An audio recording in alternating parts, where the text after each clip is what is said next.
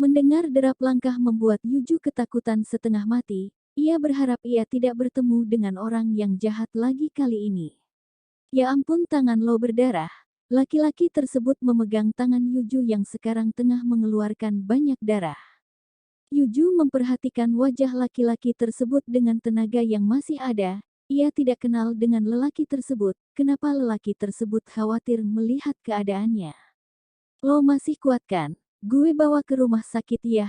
Ajak lelaki tersebut, tetapi sebelum membawa Yuju ke rumah sakit, lelaki tersebut menghentikan darah yang terus keluar dari tangan Yuju dengan merobek seragamnya dan mengikatnya di pergelangan tangan Yuju. Setelah selesai, ia membopong tubuh Yuju keluar dari kamar mandi dan membawa Yuju ke arah parkiran motor. Maaf, gue pakai motor bawa lo ke rumah sakit, ucap lelaki itu meminta maaf. Nih, pakai jaket gue supaya lo gak kedinginan, ucap lelaki tersebut sambil mengarahkan jaketnya ke hadapan Yuju. Yuju menatap sendu lelaki tersebut. Bahkan Jungkook gak pernah lakuin ini ke gue. Dah siap kan? Ayo naik, luka lo harus cepat dibersihin, ajak lelaki tersebut kepada Yuju. Yuju yang mendengar ucapan lelaki tersebut kemudian menaiki motor tersebut dan tak selang beberapa lama motor tersebut melaju keluar dari halaman sekolah itu. Yuju yang mendengar ucapan lelaki tersebut kemudian menaiki motor tersebut dan tak selang beberapa lama motor tersebut melaju keluar dari halaman sekolah itu. Lukanya cukup parah, namun tidak ada yang perlu dikhawatirkan, ucap dokter yang tengah mengobati luka Yuju. Mereka telah sampai di rumah sakit dan langsung diobati oleh sang dokter. Buka perbannya. Saat merasa tangannya sudah cukup membaik, perban ini tidak boleh terkena air, nanti luka di dalamnya bisa bernanah, ucap sang dokter menjelaskan kepada Yuju. Yuju melihat ke arah nemtaknya dan dokter tersebut bernama Jong Suk. Sudah selesai saya obati, ucap sang dokter sambil tersenyum. Ingat kata-kata saya ya, ucap sang dokter memperingati Yuju. By the way, dia pacar kamu? Tanya Jong Suk tersebut berbisik di telinga lelaki tersebut. Jong Suk merupakan kakak dari lelaki itu. Bukan kak, cuma teman, bisik lelaki itu kepada sang kakak dan dibalas anggukan oleh sang kakak. Udah, aku mau nganter dia pulang, ucapnya berbisik kepada kakaknya. Ayo gue anterin pulang ke rumah lo, ajak lelaki tersebut kepada Yuju dan dibalas anggukan oleh Yuju. Keadaan yang tenang membuat Enwo merasa nyaman di halaman belakang sekolahnya. Entah mengapa ia lebih suka ketenangan dibanding keramaian, tetapi bukannya ia orang yang introvert, tetapi ia lebih suka menenangkan dirinya dari kegaduhan yang terjadi di kelasnya. Enwo juga memiliki sahabat walaupun tidak banyak, tetapi ia bisa berteman dengan baik. Ia lebih suka bergelut dengan tumpukan buku di hadapannya dibanding harus berinteraksi dengan manusia yang hanya caper di hadapannya.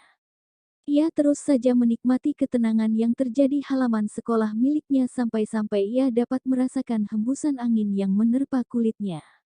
Namun perbincangan yang ia dengar melalui telinganya mampu membuatnya sedikit terganggu. Ia berjalan ke arah sumber suara tersebut dan mendapati Yuju dan Jungkook yang sedang bersama.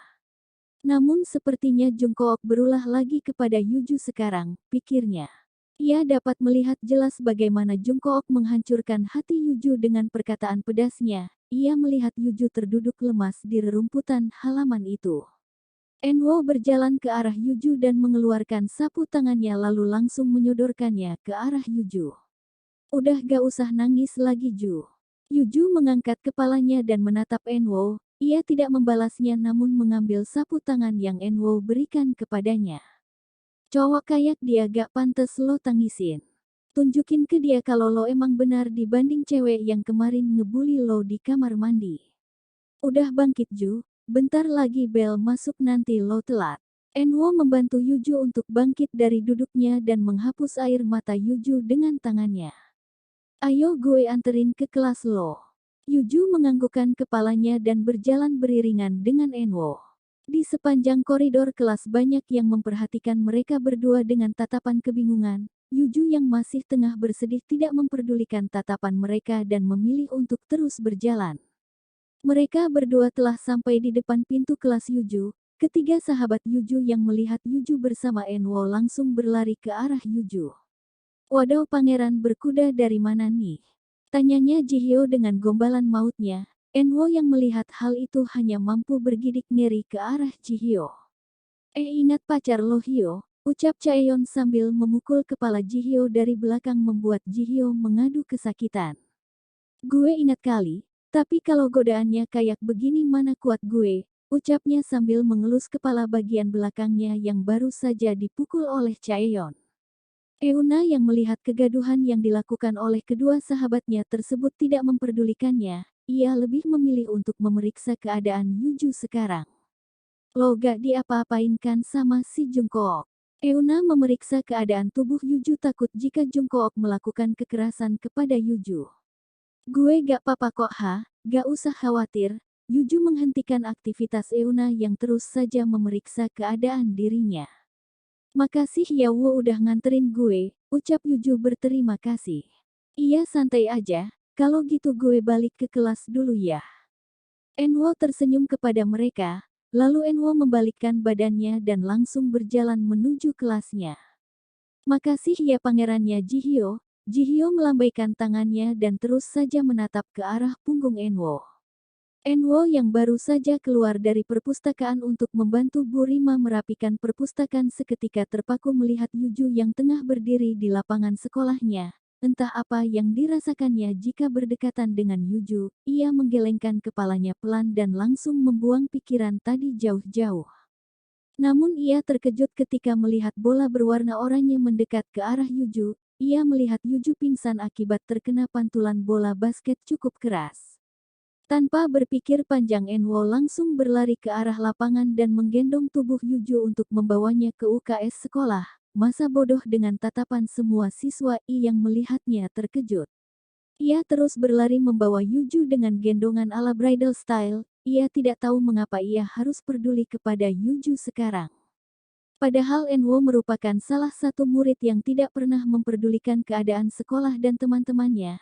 Namun lihatlah sekarang mengapa ia rela untuk berlari hanya demi membawa Yuju ke UKS. Mengapa hatinya khawatir melihat keadaan Yuju sekarang.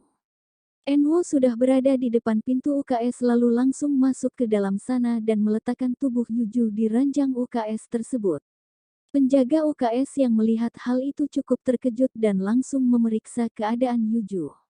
Dia kenapa?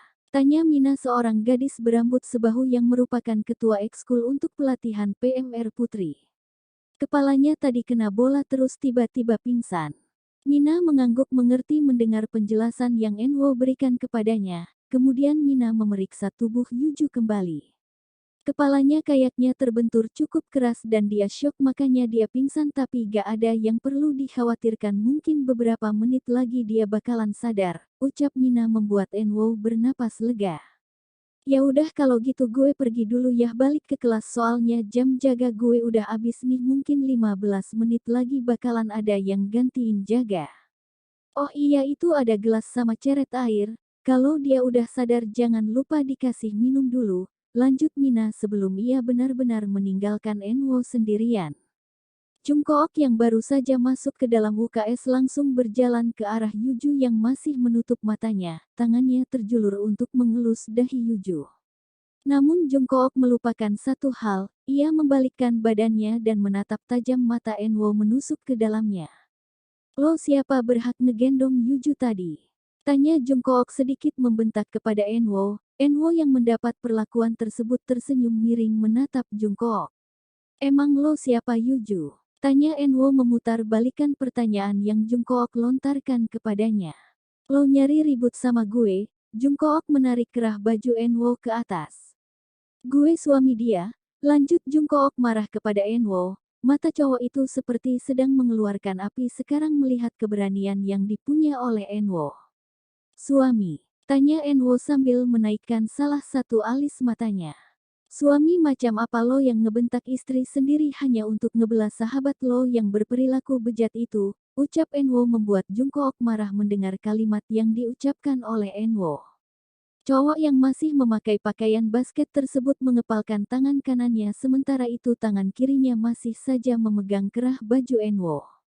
Beberapa menit yang lalu bel pulang telah berdering, para siswa berbondong-bondong memadati parkiran sekolah. keadaan langit sangat mendung dan sepertinya akan turun hujan.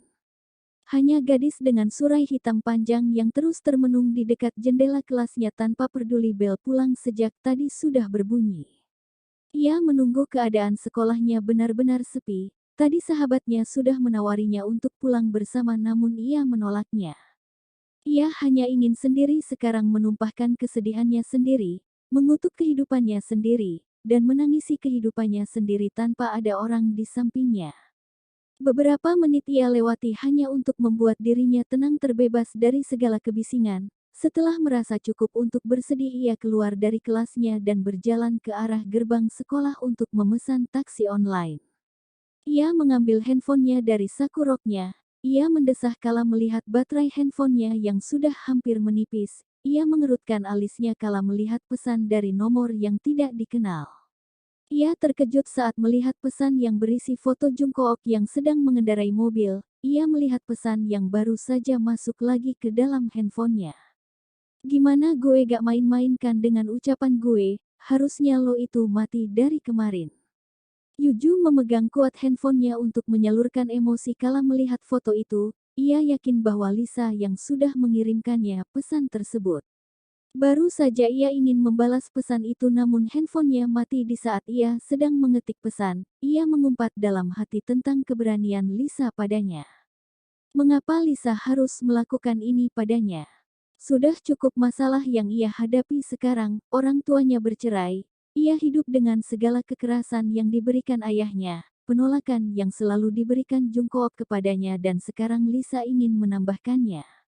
Sesuatu hal terlintas dalam pikiran, ia menangis sekencang-kencangnya melepaskan semua kekesalannya. Hanya itu jalan keluarnya yang dapat dipikirkannya dalam keadaan seperti ini.